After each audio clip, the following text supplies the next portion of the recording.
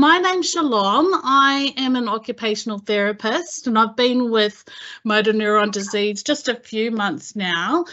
Prior to that, I was in aged care and had some NDIS experience. I also worked with veterans and I still do a little bit of work with DVA clients outside of MND.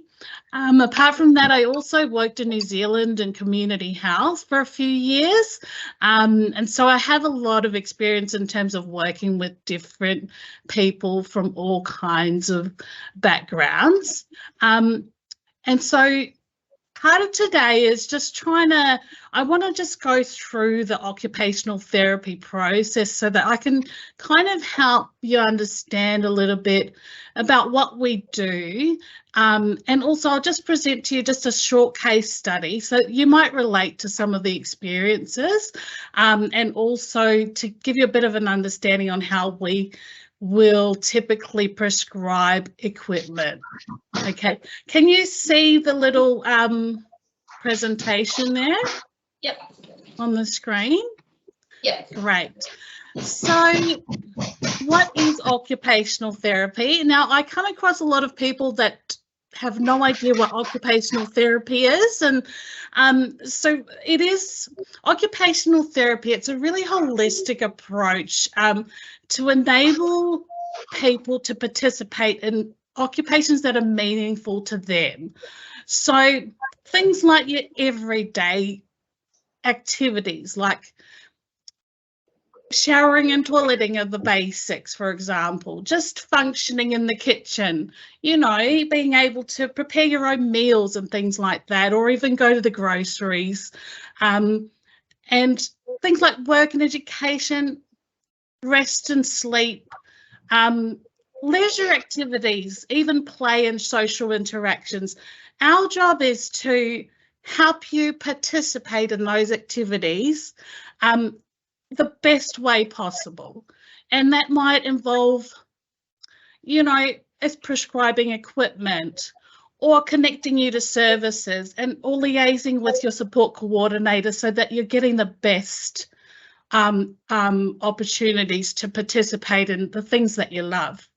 And as many of you might know, with motor neuron disease sufferers, they experience significant loss, especially in terms of physical function, and that impacts their ability to engage in activities, as some of you may have already experienced either yourself or through caring for others. A lot of people I interact with don't have a full understanding of the OT process, and that can create some challenges in terms of the relationship with the OT, or even just trying to access equipment.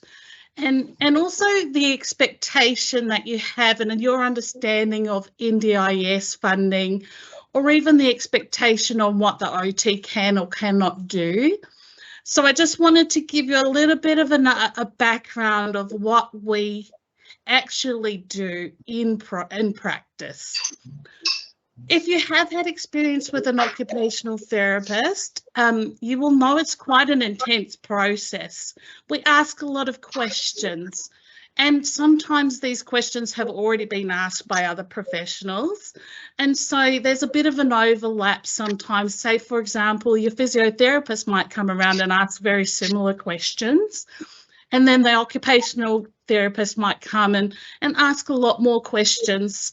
And so part of today is about understanding that process, one, so that you don't get overwhelmed, and secondly, so you can set some realistic expectations, and in that way, I hope to maximise your use of the OT time. Okay, so I'll go through this quickly, and you can have access to this presentation to go over it in your own time. But initially, when you engage with an occupational therapist, we will evaluate you holistically. So we'll ask a lot of questions. We'll include your background.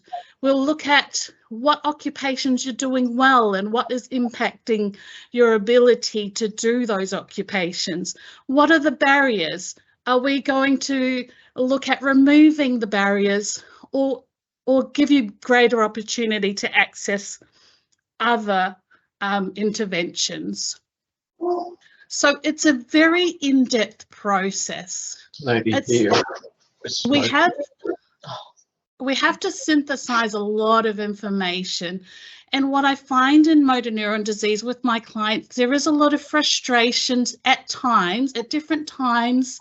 They might have been told by somebody that they are allowed to have a wheelchair or a powered wheelchair, but the impact that has on your relationship with the OT is that we might come out and say that your environment doesn't allow for a powered wheelchair, or you might not have the hand function to be able to operate the controls on that wheelchair. So part of setting the realistic expectation up is to ensure that you understand that the OT process is very wide and very deep. So we will look at you holistically, but in that process we need to have some very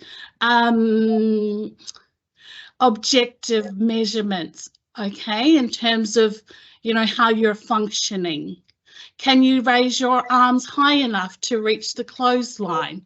Can you reach around? Can you lift the plate on the kitchen table? Can you lift your knife and fork from hand to mouth? Those kinds of things. So it's a very in-depth process, and it is a time-consuming process. But with the occupational therapy process, I just want you to understand that it does take time, and the NDIS do require us to be very thorough and provide very objective measures on your function. So in saying that, when we move into the intervention process, we will have thoroughly assessed everything that we need to provide your best opportunity at accessing that NDIS funding. Okay, I'll move on to a different slide shortly. Just in saying that, initially we will set up very clear goals for you to work towards, and this is a collaboration between yourself and the OT. So when you come to an occupational therapist, they will set goals with you, and any of those interventions we implement will be targeted towards those goals. And those goals will also be sent off to the NDIS. So when we're trying to implement interventions and access funding for those recommendations, they will always be linked back to your goals. So here are some of the domains that we will look at as an occupational therapist. So we're not just looking at your physical function, we're looking at every aspect of these domains. So we're looking at you as a person holistically. What are your values? What are your beliefs? Occupations. Can you go to the bathroom on your own? Do you need help? Do you need equipment, or is that in the form of a carer? Do you need equipment to be able to access the community and participate in social activities? Very typically with our motor neuron disease clients, they will need some form of support. Oh, I can't even see my own presentation. That's a little bit unclear. We look at your performance, as I mentioned before, how you were functioning in the kitchen or even in the bathroom, whether or not you can cook your meals, for example. Do you need adaptive equipment?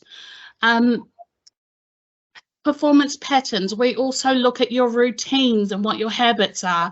For a lot of our motor neuron disease clients, we are looking to conserve energy because with the physical disabilities that they have, they are very, they become fatigued very quickly. And if someone is experiencing that and they can't transfer, when I say transfer, they can't get in and out of their seat frequently because it might be a risk of falling, for example, then we will address those issues and provide you with some support too, so you can so that you can do these things on your own or with a carer. The last domain there, which I cannot see clearly, sorry, I have to just have a look. The last domain there is just your context in your environment. So your physical environment. Do you have access to your front door, for example? Do you need a ramp? Or do you need modifications in your shower so that you can access your shower? Or your carers have enough space to be able to provide that support for you without impacting on their own, without creating injuries for themselves. But we also look at time and space as well. So what period of your life you're at, for example. Some of our NDIS clients come to us after 65, and that impacts their ability to access NDIS funding. And so we have to find other ways of helping them. I've just put this here because this is a very in-depth description of the OT process. You can go through this in your own time. It's got all the different questions we would typically, all the different aspects of OT that we would cover, okay, over a period of time. So that can be, you can look at that in your own time. I thought we might, rather than go through all the technical side of OT, I thought we might just go through a case study first before we get into the Q&A, because I have here a client. I've gained his consent to talk to you about his situation, but I'm not going to divulge, obviously, any personal information. So this gentleman is 66 years old.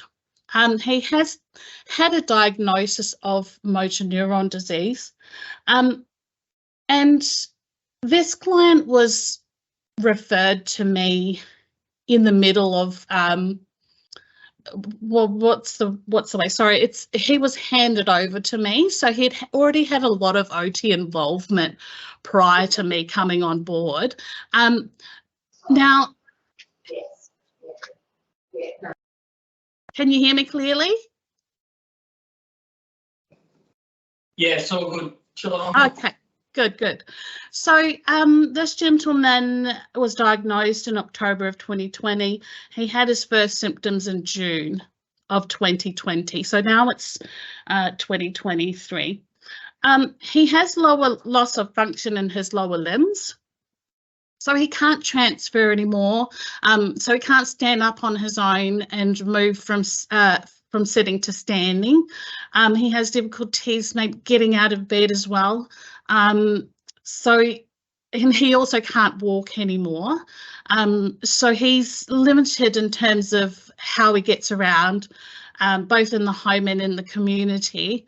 And he needs to rely on a lot of equipment for him to be able to participate. When he was referred to me, he was actually in Sydney, and the previous OT had arranged for an electric recliner and a powered wheelchair to be sent out to him so that he could enjoy his holiday time. And then when he returned to Queensland, he had access to accommodation, which was accessible, disability access accommodation, and attached to that room was a room for a carer as well. So that had been arranged in liaison with the support coordinator and the previous OT. So when I became involved, I had to send equipment out to that hotel and make sure that he had access to hoists and shower commodes and electric recliners so that he could, you know, stay there for a period of time until they had access to their brand new accommodation. So some of the challenges we faced there was that some of the equipment had to be trialed. So we go through a period of trialing a lot of equipment, and then sometimes it's not always appropriate. We have to trial several pieces of equipment before we settle on a good one. I wanted to present this client just because he has gone through a period of all of those transitions and is just finally settled, and just recently on a visit, he's quite well set up now in his home and is now accessing the community on his own in his powered wheelchair. So he can actually go out and participate in coffee with friends just around the corner, for example, and has a recliner now which allows him to sit in a normal chair, but the carers, which is his wife, has the electronic function to assist in that sitting to standing process. So it's going to take the load off her back so that it helps them to in that simple sit to stand process. It just provides some assistance so that the load is not on the carer's back. Now, I've just listed a whole lot of interventions that he has. We've implemented the electric bed. That was partially funded through NDIS, and he's funded the other companion bed as well. So I'll just go through the electric bed, the electric recliner, the powered wheelchair. He has Roho cushions, which are hired through Motor Neurone Disease as well. And this is very important for pressure care because he has to sit for long periods. The Roho cushions are critical to prevent any pressure injuries. The hoisting obviously is because he can't he can't mobilize anymore and he can't sit to stand. We need a full sling hoist to get him in and out of chairs. He has a commode. He's actually working well with his physiotherapist as well. So he has regular visits with the physio, and they're looking to do hydrotherapy. That is not for everybody, but it is accessible to him because they have a pool in their complex. He has had vehicle mods previously, but we have to get them reassessed now because they're not actually usable. So we've referred him onto a vehicle mod specialist, and they will analyse what they can do to help him. He's been offered home modifications to look at how we can get better access to the shower and the toilet. They've since declined it, but that's always something that is in your power to do. You don't have to take recommendations from an OT. However, it's best to work with them. We have a lot of knowledge that can help you potentially prevent a fall, for example, or even maximise the funding that you have so that you're not wasting a lot of money. We've already spoken about the travel and disability accommodation, which is, if it's part of your goals to do some travel, then, I mean, obviously early on in the motor neuron disease process, that may be possible, but in the later stages of motor neuron disease, that would be quite challenging to do.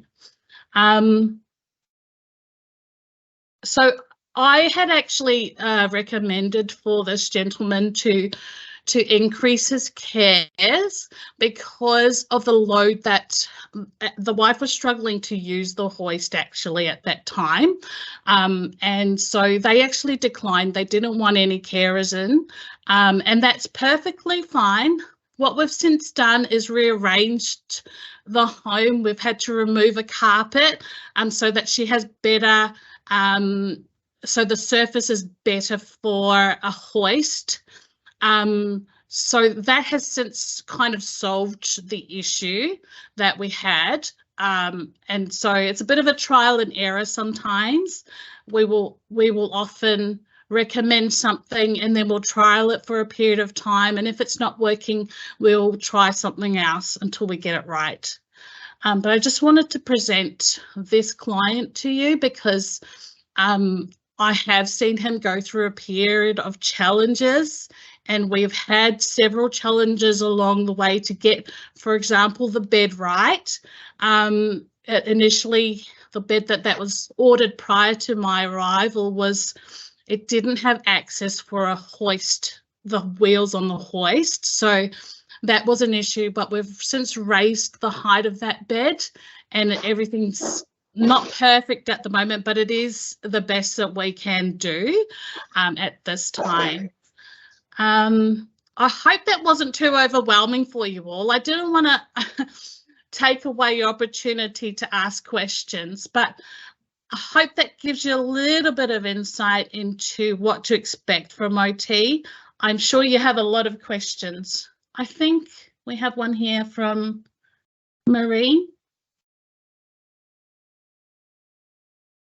You're just on mute. Okay. My question is, if this man was 66 on diagnosis, how in the hell did he get NDIS? Actually, he was diagnosed just before 66. So he was diagnosed in 2020. He's actually now 66. So he would have been 63 at the time of diagnosis and accessing his NDIS. Are there any other questions? Yeah, so we have a question from Yvonne. Yep. So firstly, she would like to say thank you for working with DBA. She said I am a 39-year-old Navy vet. Wow. Well, nice to meet you. Her question is, I do have a question right off the bat. It was at the beginning. I have a really good low bed already. It's a Tempur mattress. Are there aids to add on, as I have trouble sitting up and rolling over already and don't want to give I don't want to give up my expensive, awesome bed. So quite typically for a motor neuron disease client, we have, what I'm finding with motor neuron disease clients is we prescribe a lot of electric beds. It's becoming very, very common for me to do. So obviously the electric lift bed you can elevate the head, you can adjust the legs, and I think from memory the Tempur mattress should go over the top of that bed. So what I would recommend is getting assessed by an OT, and then they'll go through the process of, you know, what they have to do to reason to make sure it's suitable for you. We have to assess the room, for example. Is it big enough? Do you need a companion bed? Do you need a carer overnight? And those kinds of things will impact on what we recommend. But an electric bed is very common for our motor neuron disease clients when they reach a point of not being able to get in and out of bed. Does that answer your question? Shalom, also, do you have any lower cost sort of, is there anything available that's separate to getting the high cost electric? Yeah. Are there any other options that you would assess? We would absolutely assess for low-cost items. So with your NDIS funding, you should have access to low-cost, mid-cost, and high-cost items. Your bed actually it's a mid-cost item under 15,000, but your low-cost items, what I'm finding is a lot of people will need like adaptive cutlery, cutting boards, for example. Had a gentleman that has lost hand function, so he still wants to be able to prepare his breakfast, and the main thing he wants to do in his day is cut his bananas himself in the morning for his breakfast. And so he has some cutlery, some special cutting knives which are ergonomically designed, and he can hold on to it just so that he can cut his bananas himself. And he also has access to adaptive cutlery, ergonomic cutlery, which is just, it's got a larger handle and it's ergonomically designed. So you can, if you have the grip strength, you can use it. Some of them are also angled. So if you have trouble getting the food in your mouth, sometimes the 90-degree angle on the spoon or fork can actually just help you so you can reach the fork and the spoon into your mouth. Like, not everybody can do that, so the OT process is to assess whether or not it's suitable for you. Does that help? Thank you. Am I muted? Thank you. Marie, you've got a question? A question and a comment. It just takes an eternity to get anything under my aged care. I should be level 4. I'm level 3 currently, and I've been told I should be 4. I need a bed. I have a pressure sore on my ear because I can only lie on one side because of breathing. And it just takes an eternity to get through the process. It's absolutely ridiculous. It is. And I don't have the funding in my package to buy a bed.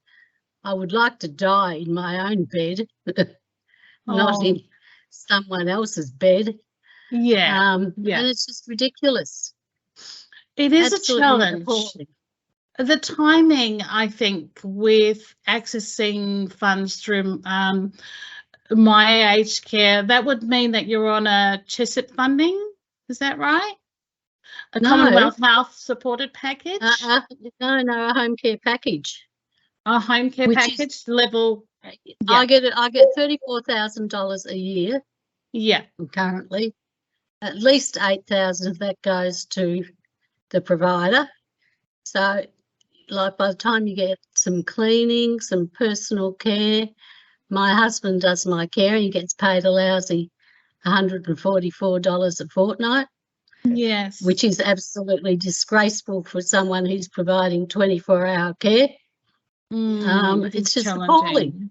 It is challenging. Disgraceful. Marie. And you have to wait to be upgraded when you need it now. You can't wait 3 months. I'm in a regional, well, not really. I'm in the Sunshine Coast, but 2 hours north. And it's just appalling.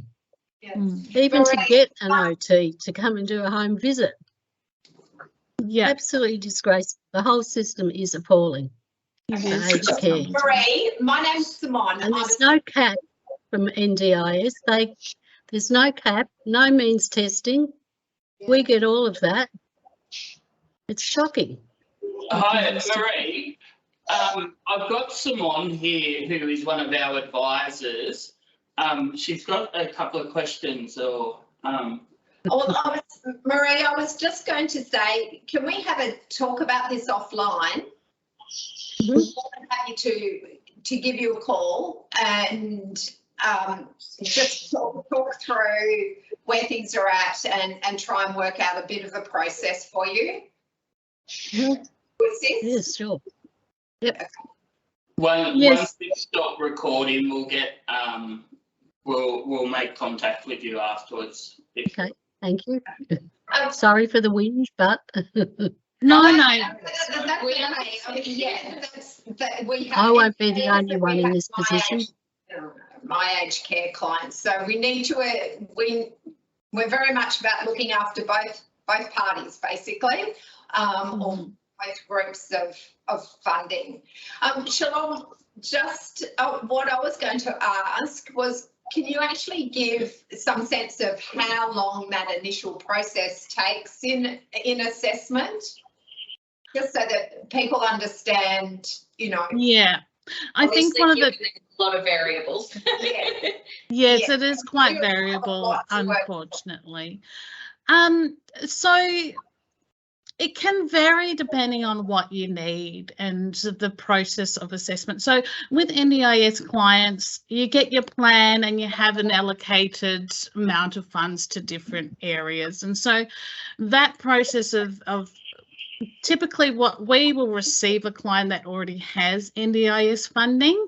I haven't had to assess for, actually, no, I won't say that. It takes a long time in some cases to get the funding for what you need. If it's already in your plan as a stated support, then it's just a matter of providing a letter of support, and we can access things quite quickly if it's available through the supplier. So we have some challenges if the equipment we need is not available, then it takes longer to get access to the equipment that you need. So there are delays in time. The assessment process is fairly quick though.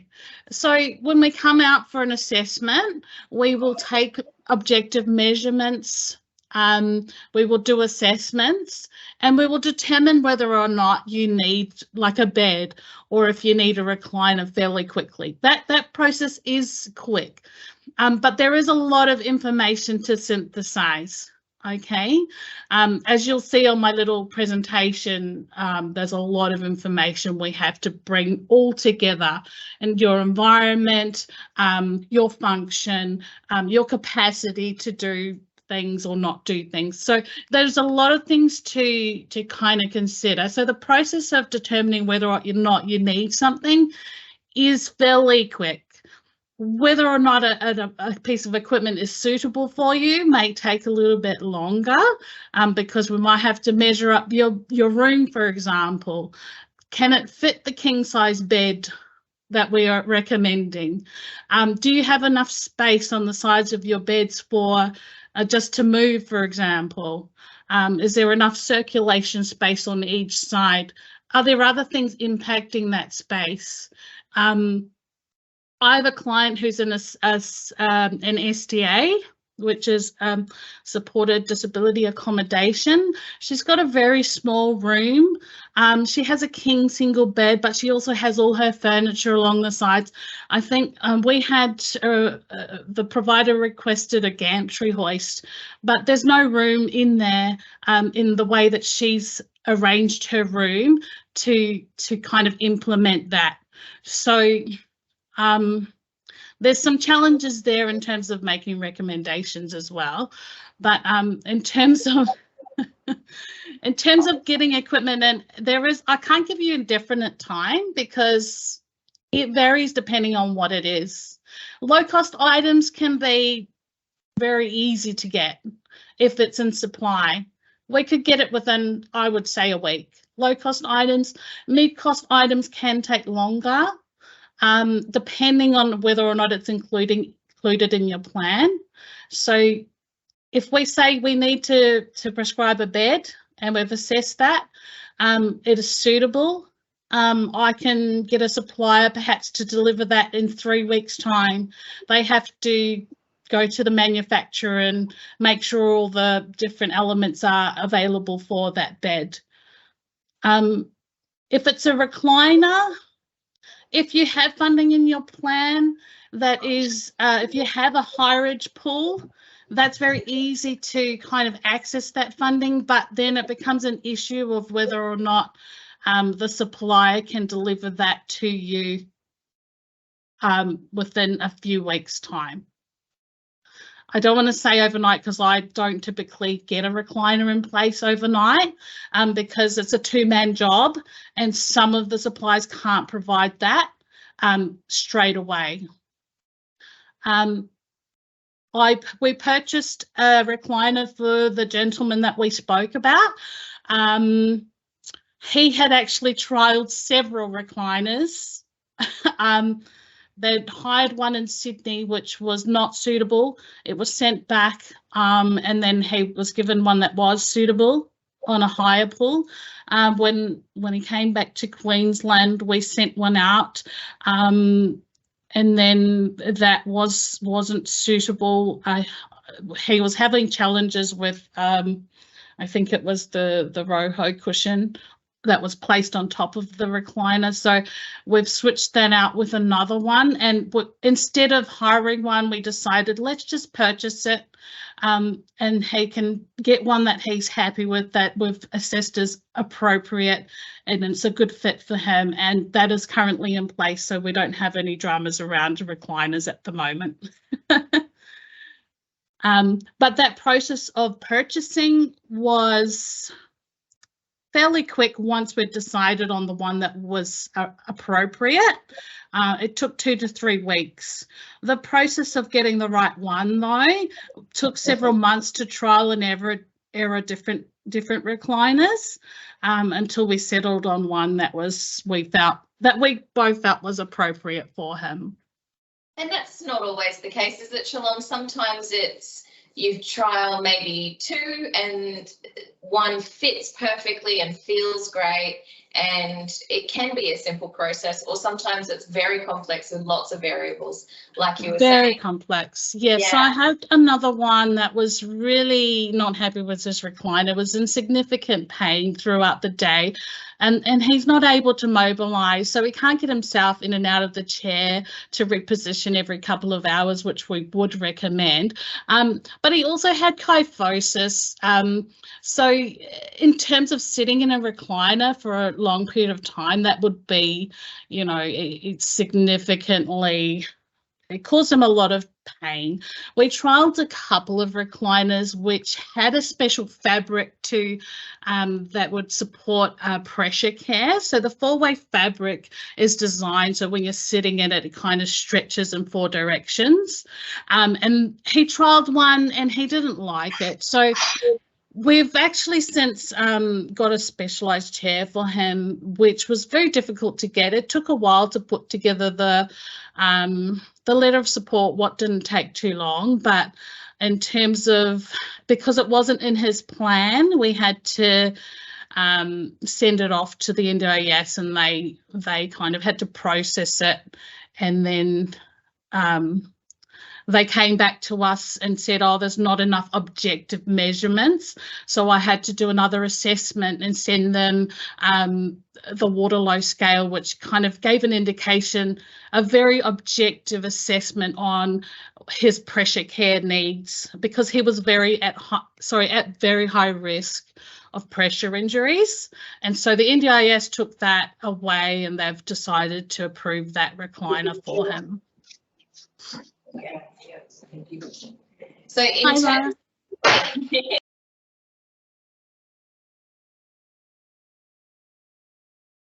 of a fleet of items that we can get to aged care clients in my aged care clients in not necessarily like a long time frame, so it might be that it could, be trialled at home. It's obviously more cost effective than purchase, and we generally tend to create packages that really work with your funding. That's important to us as an organisation to support you guys as well. So we're looking forward to having a chat with you, Marie, and seeing what we can do to help. And there's another question here. Well, it's kind of a question. Yvonne says that she believes she may need a chairlift. She has 12 concrete stairs at the front. And so that is something that we have done before. We do see that.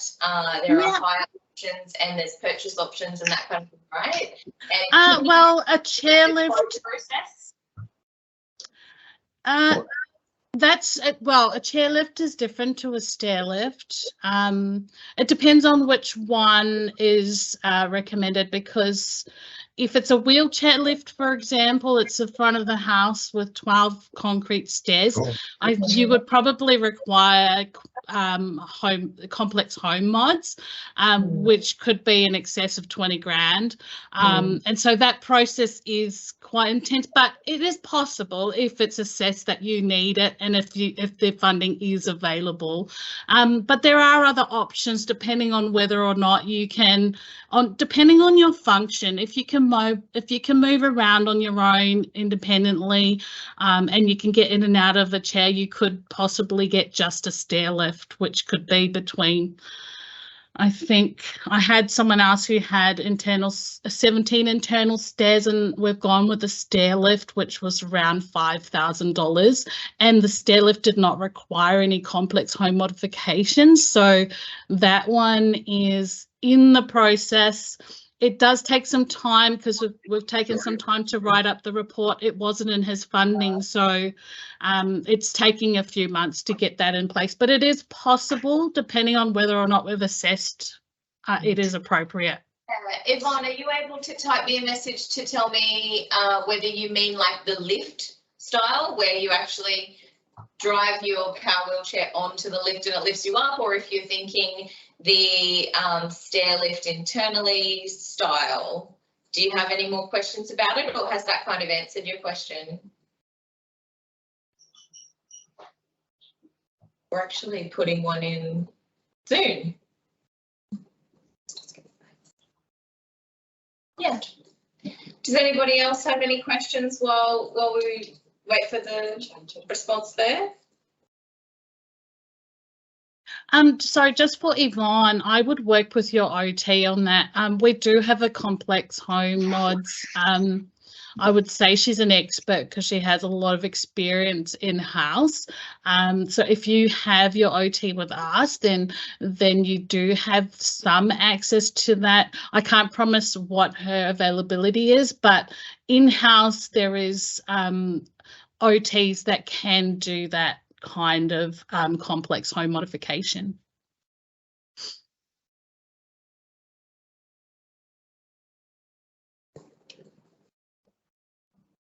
Richard, do you have a question? I just noticed you unmuted yourself a couple of times. Yes, I have. Oh, right. What is a ROHO cushion? Oh, a ROHO. Sorry, Richard, I'll come to you in just a second because Yvonne's just mentioned that she's in a rental. There is a process. We need approval from the owner to be able to put any kind of modifications in place. Okay. So just so you are aware. Yep, no worries. Okay, Richard, you had a question? What is an ROHO cushion? Oh, sorry. A ROHO cushion is a specialised air cushion, and it's designed to relieve pressure. So essentially, it's got a lot of air pockets, and it's a cushion, but it has. That's one. Thank you. Sorry, I should have put an image up. Lara's just got an example of one. Yeah. Wow. So it's got a lot of air pockets, and when you sit on it, it's designed to distribute the to relieve the pressure and distribute the weight so that it's not there's no force on the prominent areas. For example, when you're sitting, your sacrum areas typically typically where you'll be impacted. Okay, thanks for that. No now worries. Yeah, sorry about that. How do I get one of them? Well, your OT can prescribe one of those if it's required. And that's they're very expensive actually. They're around about $1,000 or even more. Really? However, yeah, they can be. However, Motor Neurone Disease have a number of them in store and they've been donated. So you can hire one through the Motor Neurone Disease Queensland warehouse. Okay. Yeah. We're actually having rails put in the bathroom and changing the shower right now as you speak. Wonderful. Which has only happened like couple of weeks ago, which is wonderful for M&D and me. It's really good. That's awesome. I'm glad to hear. Some of the conversions are quite amazing, depending on what you've been assessed as appropriate. Sometimes, you know, the walls will be removed and it just opens that bathroom right up so that it's accessible for you, but also so that your carers don't have to be limited in terms of space, and it's a lot safer for you in that environment. Wonderful. Do we have any other questions? Yeah.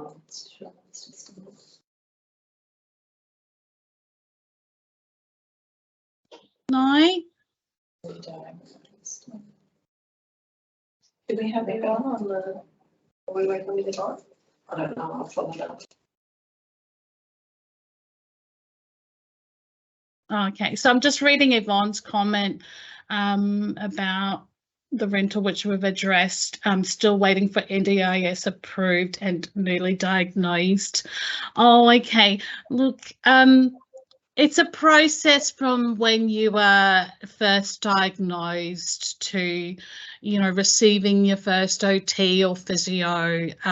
There's a lot of emotions that go on in that space of time, and it can be a bit of a roller coaster. So I just recommend that you look after yourself in terms of your health. But I hope today that you have some expectation and hopefully a realistic expectation of what you can expect from your OT. It can take time to write reports. It can, like, and because you're waiting, Yvonne, that process of waiting can what's the word? It can be time consuming. So in that space, just we just want to encourage and support you in your journey. We're here to help you in any way possible. Just reach out, and we work closely with the support coordinators. We have Lara, who's our beautiful allied health assistant as well, and Jason, obviously our service manager, who's very helpful. If there's anything that you do need, we're here to help. And so just reach out if you need anything. So awesome. I think George and Marilyn, you have a question as well. Yep, okay, go. Yeah, it was just the gentleman there who's talking about he got the modifications for the bathroom. Just curious, how long did it take him to get them? It's taken us a really long time to actually get from my aged care assessment on the 6th of June to actually today we're getting our OT for the first time. We're pretty desperate for bathroom mods. How long did it take? So that depends on a few things. Obviously, within a different funding system, there's different requirements to get to that point. There's obviously, you would know, have you had to have a few quotes done? No, we've had nothing yet. We haven't even seen the OT for the first time. If you haven't had that done yet, so when your OT comes, they will do a lot of measurements, they will do some drawings, they'll do scope of works, they'll get quotes on those scope of works. It is a process. Yeah, it takes some time. It definitely takes time. Yeah. But they could, if you have a chat with them about your urgent needs, there are temporary solutions that may be applicable in some cases as well. Talk to them about all of the actual pain points. It's their job to find you a solution, and then look at that with the funding however they best can. Thank you. Yeah, the good thing is that you have scheduled your OT appointment, so that's the first step. Marie, you had a question? Yeah, I was going to say the most help I got was from the Commonwealth Home Support Program, while I was waiting 10 months for my aged care. It cost me $14,000 for our bathroom. I had to pay $7,000. I had a platform lift put in at my front steps because I've only got 2. That cost $20,000. I had to pay $14,000. So yes, it's appalling. But I got more help from them with the OT physio before I ever took a package. What? And all my equipment too. I made sure I got from them while I could. That's good. Can I just We're say going to have a chat with you. that our We're ACAT looking forward to having assessor, that conversation with you as well. I think George and Marilyn have another question. Yep. well, Marie, it was just to say our ACAT assessor, the first one who actually closed the book on us because he didn't, the way My Aged Care did the referral didn't work for him. He actually said we should probably just fund it privately because it would take so long. After saying George has had 5 falls and it's urgent. That was what we got. It's pretty sad, isn't it? Although most of the people we've dealt with have been absolutely wonderful. Absolutely. That's the predicament we're in because aged care we're still waiting for the assessment. Oh, Yeah, it's challenging. The funding is challenging, and obviously when you're forking out thousands of dollars out of your own pocket, that's going to impact what you can do on a day-to-day and into the future. So it's I understand there are challenges with the funding, and it's unfortunate for our especially over 65s, but there are some things that I do hear in the background that NDIS may be doing in future. I don't want to give too much information because I don't know fully myself, but also we've had some in-house discussions on what we can do to support our over 60s, 65s. So although it might not be a quick process, I do hope we find some solutions for you so that you can move forward with some confidence that you'll get the support that you need, because obviously OTs as well, we want to be able to support you. That's our main goal, to get things in quickly. There is a process of making sure we get it right, because obviously when you're putting $30,000 into a shower and into chairlifts and whatnot, we can't get it wrong. So if it does take a bit of time, it's better to be thorough than to be quick and sloppy. So we do want to make sure that we get it right. Yeah, I do find my OT processes do take time, just in terms of reasoning and making sure we get it right. And so we can't obviously trial and error a chairlift of something like that of $20,000, or if there's complex home mods, we can't trial and error that kind of thing. With the smaller equipment, obviously we can, but the good thing is that you, George and Marilyn, you have your OT appointment, so I hope that months. There are other ways that you can prevent falls too, so perhaps when you're talking to your OT, just have a discussion about what you need. It might be something else. It might be a mobility aid. It might be looking at your routines and managing your energy, and doing more active things just in the morning when you've woken up, you've got a little bit more energy, but knowing as well later in the afternoon, that's where when you're going to fatigue. And if you've had a big day out, for example, you've got to come back and rest, and those kinds of things. All those kinds of things can impact your day-to-day. So Marie, that was wonderful, Shalom. In terms of just a quick, I know we've got to wrap it up in a couple of minutes, but just in terms of some advice, if you could, before your OT gets there, perhaps jot down some of the pain points that you feel in the daily routine, Shalom, what would you agree to jot down some things so that you don't miss anything?